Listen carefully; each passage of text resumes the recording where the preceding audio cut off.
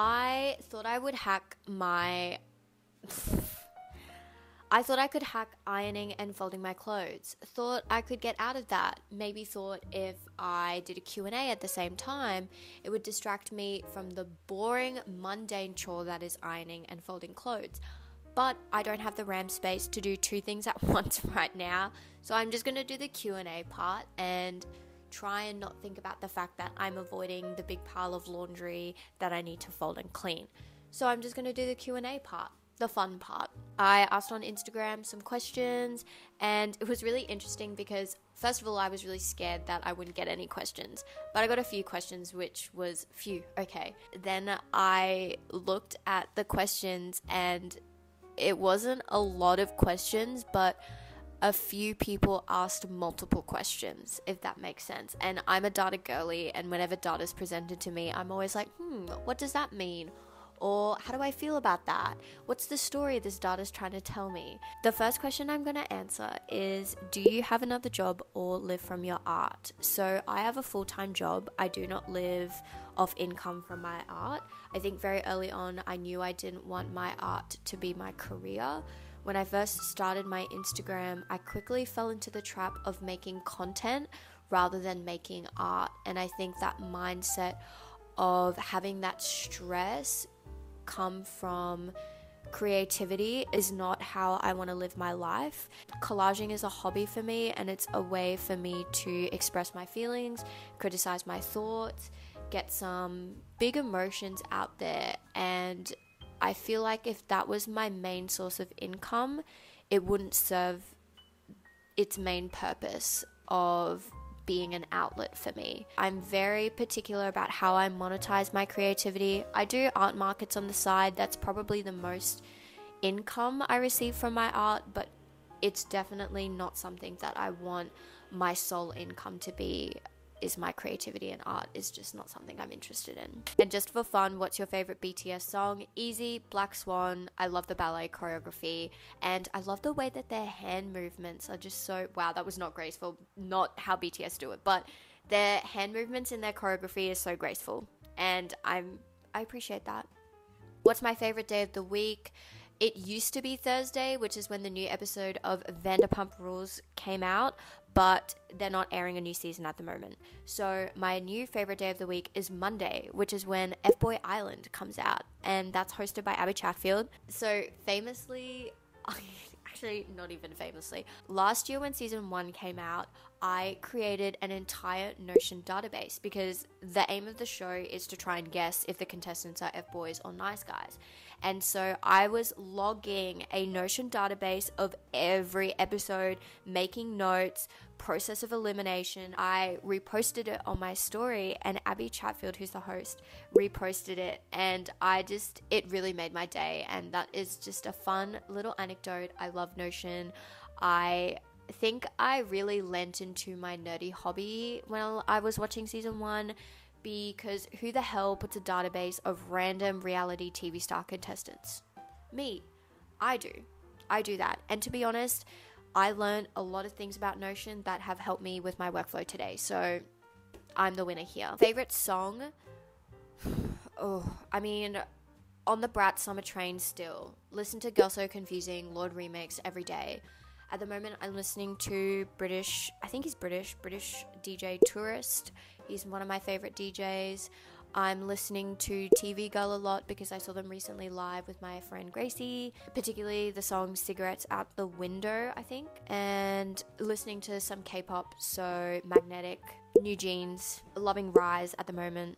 Yeah, just a mix of things. Next question. Do I have a favorite poetry book? So no, because I don't read poetry. I'm really, really intimidated by poetry. I think the association of learning how to analyze and depict poetry in school has kind of turned me off reading poetry for fun.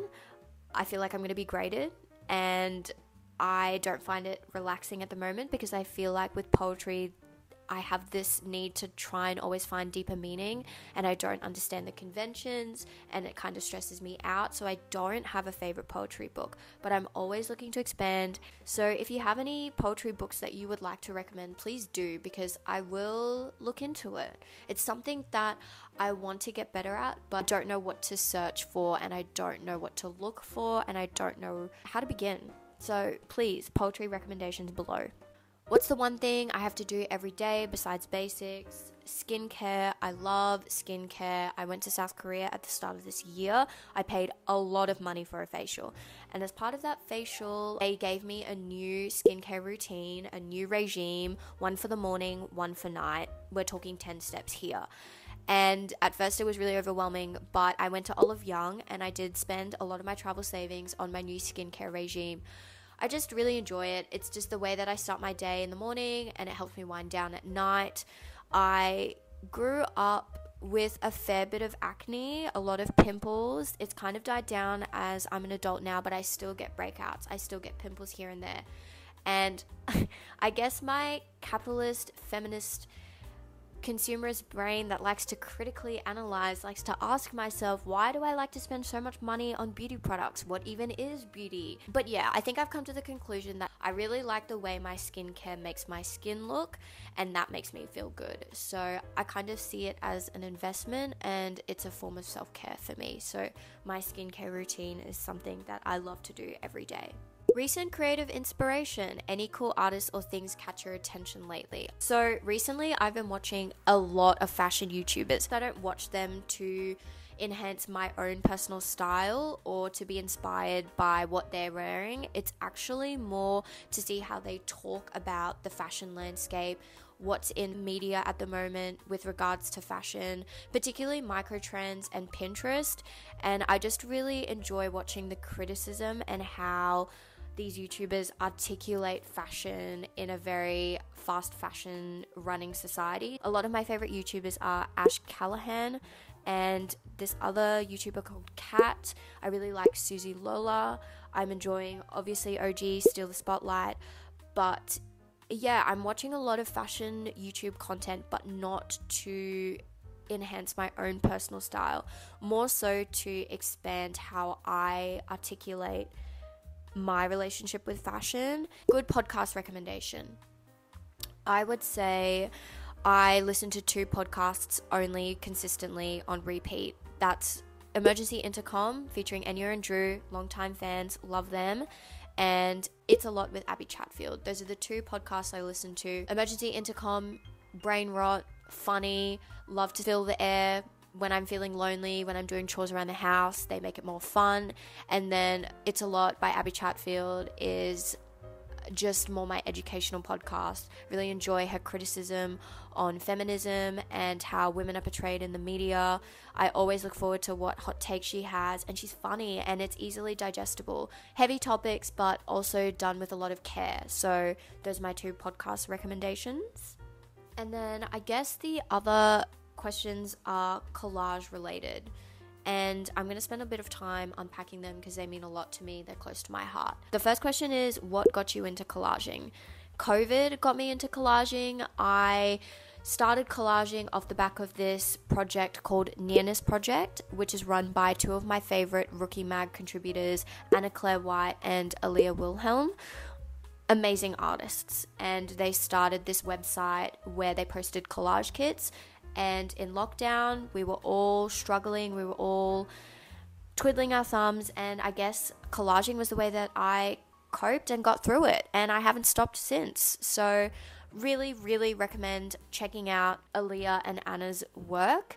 And if you're looking for something else, I would also recommend Rookie Mag. You've probably seen their collage kits on Pinterest. They're everywhere. So if you're wanting to get into collaging, I think I might make a separate video on that.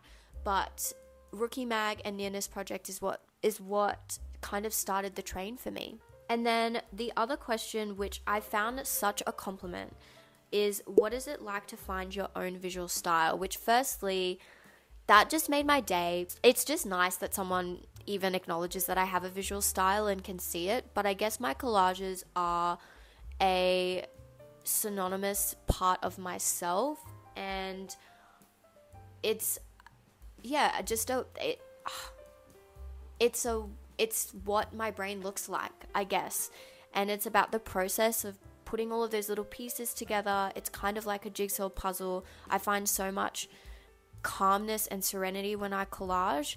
I actually haven't collaged in a while, and usually when that happens, it's because I can sense a shift changing. So I feel like maybe my style might change a little bit. I don't resonate with a lot of the collages I've made in the past at the moment. So maybe something is, in the works, and that's how creativity works. You go through cycles. But I was really just taken aback by this question because, I don't know, I think sometimes you can feel like you have a strong sense of style in your artwork, but when other people say that, it's a really lovely compliment, and it really made my day. It is a really comforting feeling to see that question because, yeah, I guess my visual style is just symbiotic to who I am as a person and how I see the world, how I process my feelings, how I criticize things around me. And it's kind of funny that it's done in I would call my art style like kind of whimsical and childlike, and it's interesting that I feel like I tackle really big things through that medium. So yeah, that question meant a lot to me. Little change of scenery because my battery died. Really enjoyed reading the questions. I'll see you soon. Thank you for watching. Bye!